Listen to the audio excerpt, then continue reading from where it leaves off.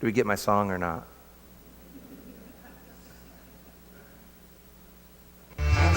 All you need is love. Everybody! All you need is love.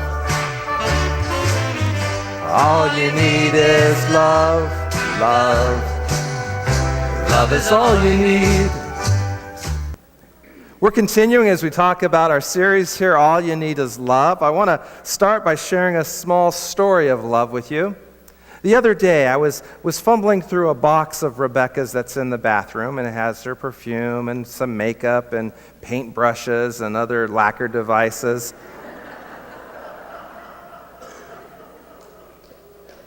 Y'all don't have that in your bathrooms too? I love you. And I'll get her love later on. But I came across one of the first gifts that I gave to Rebecca many, many months ago, about a year ago this time. It was a bottle of perfume. I looked at it and I just kind of remembered the moment and the occasion for that gift. And I put it back in the box and left it there on the sink counter. Well, as the nature of our works tend to catch us going from one direction to another, it's pretty normal in our household that Rebecca often throughout the month has to leave me. Intentionally, of course. It's all for the purposes of her work, and at times it finds her having to stay overnight in a southern town here and there, and so thank God for technology as we're able to connect. But it happened to be the case this week. Rebecca had to go south and spend a night and do her legal stuff and really support those who are looking to have a grasp on life. She came into the kitchen and she said her goodbye. She gave me a hug, and at that moment I smelled something wonderful. Can you guess what it was? It was that perfume. Paint lacquer?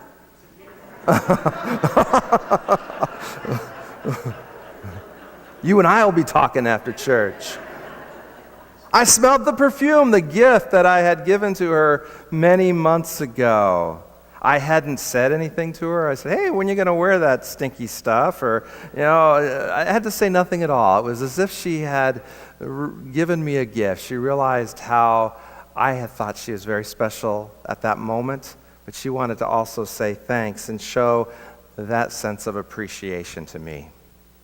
Last week, you were given a quiz on the 5 love languages, and I'm just curious if you had an opportunity to take this quiz in church or maybe at home as to what our love languages are as a congregation. If you don't mind, by a show of hands, do you identify with words of affirmation as one of your love languages? And you can look around there. We're not putting anyone on the spot. We have a few folks who's has, honey, you are so gorgeous and beautiful. I'm not going to be stupid. So we have a few folks who identify with words of affirmation. Any other folks here? And you might see that there's some kind of lapping of some of these scores too, and these different various love languages. Any of you identify with your love language being quality time? That's major for me. Yeah, a lot of us in here. We could just hang out after church and gab forever. I think it's also a gift of gab, too, if you have quality time. Sometimes it's just that silence of being in the space of another. Anyone else identify with the gift of a love language of gifts? Ooh, maybe just a few. Wow. Okay, all right. We like to give gifts or receive gifts. Maybe some of us are being humble and say, I'm not telling you. How about acts of service? Anyone have acts of service here? So the last time we did faith in action in the community, your arms were being twisted. I'll go do it. We all should have had our hands up for acts of service. But these are ways that we love others by doing those things that are unmentionable. It's something that we show someone that we care. It might be making the bed, raking the leaves in the yard, doing the dishes, or it's a way we feel loved and appreciated when someone does something for us. And then there's the last language of love called physical touch. Anybody like that? Oh, yeah. Good old, pat on the back, a good embrace, a holding of the hand, a stroke of the knee. You call it whatever you might be, but it's those ways that we connect with one another. I made your staff also take this love language quiz too. Not that we're a bunch of warm, fuzzy folks in the office, but we do try to get along, and we do so very well. Many of us looked at these love languages, and we found that for us, we identify mostly with, again, those words of affirmation and quality time as a staff. So I want to encourage you, if you see any of our staff, go up to them and tell them how much you appreciate the work they're doing, the sacrifices that they make. They're doing more than just a good job. They are making First Church a part of their lives, so I thank them myself as well. Today, as we continue to talk about languages of love, we want to address that element of giving and receiving gifts. Someone whose love language is giving and receiving gifts might feel loved when someone gives you flowers or someone does something for you, maybe just even the element that they're giving you their time. You see, gifts are also one of God's love languages too. It's really strange when you think about it, that we can give anything to God, but God is the one who supplies all our needs, and really, God has no needs at all. But God appreciates that we get this and what we give to God in return. Now, this might be something tangible, or it might be expressions in how we treat each other when we come together and worship, maybe an extension of prayer, all of those things that allow us to give of ourselves to God. Now, it's been said that the problem with living sacrifices is that they keep trying to crawl off of the altar. You see, even when we offer ourselves over to the will of God, we still want to be the ones who are in control. Don't you, God, tell me what to do. I'll tell you what I'm going to do. But see, when you truly give of yourself to God, you don't provide, or when you give something to God, there are no stipulations what God is going to do with you or with the gift in the first place. You see, you let God decide. Our expectation, our expression to God is the very desire that God has for us and that God gives to us. That's God's gift.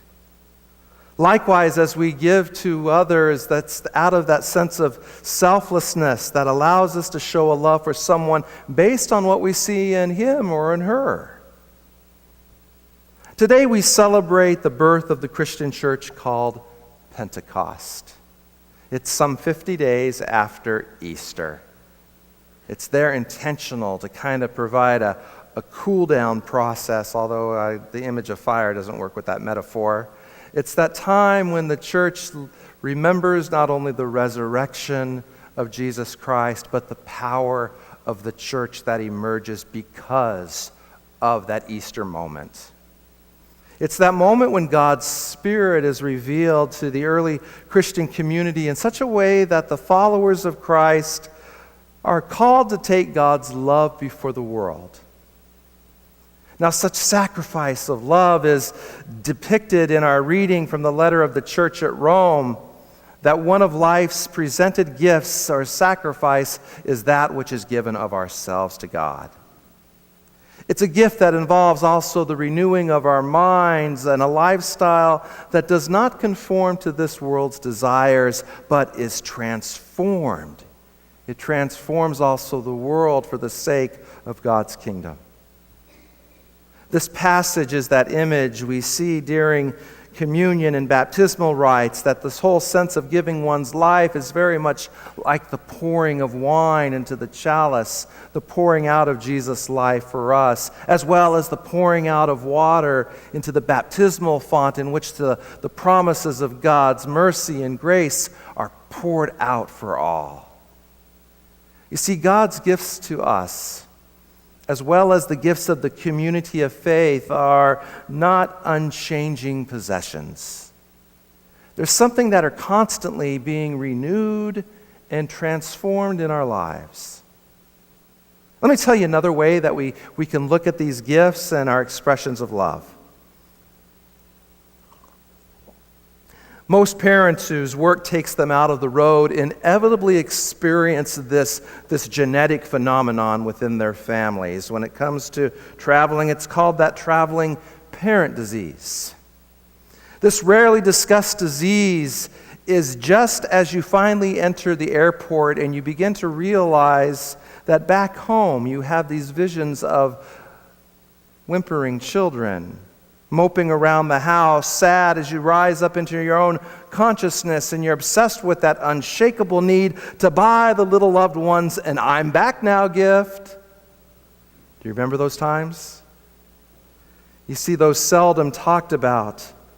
That widespread nature of this malady is evident by the large number of airport shops whose entire inventory is dedicated to these poor, gift-searching parents or spouses, I being one this week.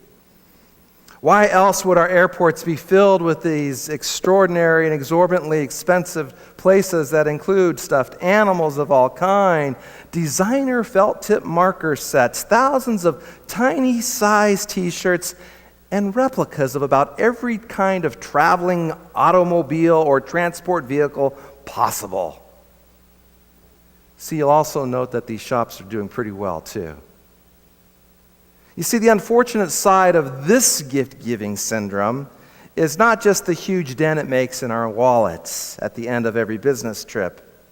There's also the fact now that whenever you finally drag yourself in the door of your home sweet home, the first words that come out of the mouths of your darlings aren't something like, "Welcome home, Mommy," or "Dad, I missed you." It's something more like, "What gift do you have for me?"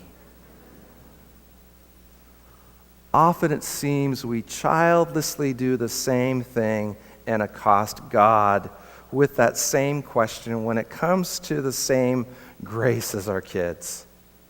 We expect God that will present us with something that's fully developed, nicely wrapped as a package that's presented to us. We envision God saying, "Yes, I've given you the gift of teaching. Now take this and go out and teach." Or for you, you have the gift of leadership. Now it's time for you to go and stand and be the head of the church and lead it forward.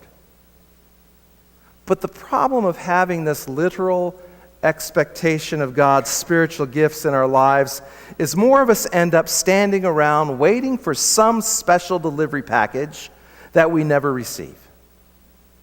We think the gifts of God will visit upon us and visit upon our lives, and that they must come from somewhere else, especially through the delivery of some divine means. You see, the love language of gifts never takes up the notion of, "What's in it for me?" Rather, the notion of gifts, whether they be the ones we give or receive, reminds us, and we hear the phrase that this token represents the gift of you to me. But Paul's message points to another location for the gifts of God, for the people of God.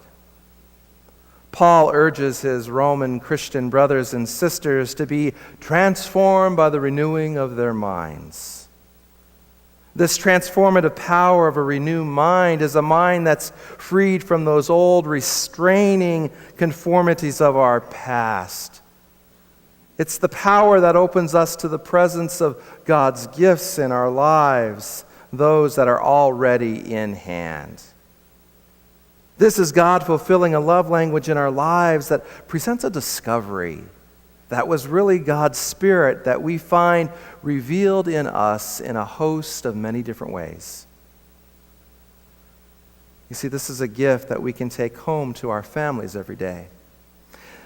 It's the ability to rise above those behaviors and those attitudes that are forced upon us by the demands of the world and allow us ourselves to be transformed by this unpredictable power and presence of God's Spirit. Right now, each and every one of us is nurturing a profound gift within ourselves, and we may or don't even know it. Most of us are just plain scared to try to exercise this gift or this talent that might be in our lives. Often we consciously avoid situations where our gift might inadvertently slip to the surface. Are you really a leader? Oh, don't you dare volunteer to keep things in order or to organize a new committee in the life of the church.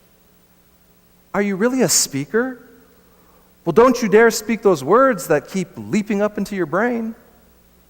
Are you filled with compassion? Well, don't you dare offer to help out those who might be homeless in our community or sitting in our church pews. Are you really a teacher? Well, don't you dare demonstrate how easily you can communicate ideas and reveal information to others. Are you really filled with the word and vision for our church? Don't you dare suppose that anything you might say could make a difference.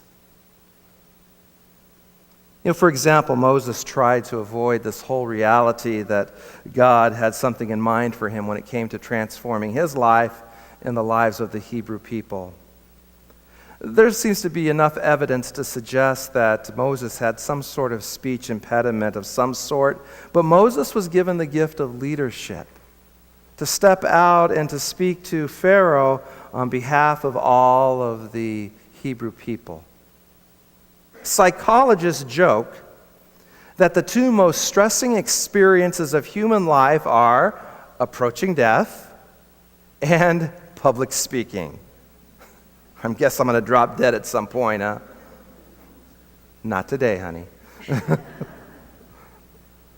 But those seem to be the two things that seem to get us, as psychologists would say. But when God offers us up something like the gift of speaking, how many of us would be inclined to just run forward begging, me, please, let me preach today? By the way, I need somebody to preach for me soon, and I'll be inviting you.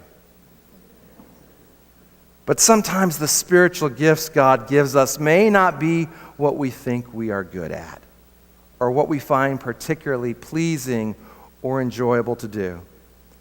Sometimes God has a need for us, and our spiritual gift may be something we have to work long and hard before we feel any sense or of elements that we are experts in it. But a transformed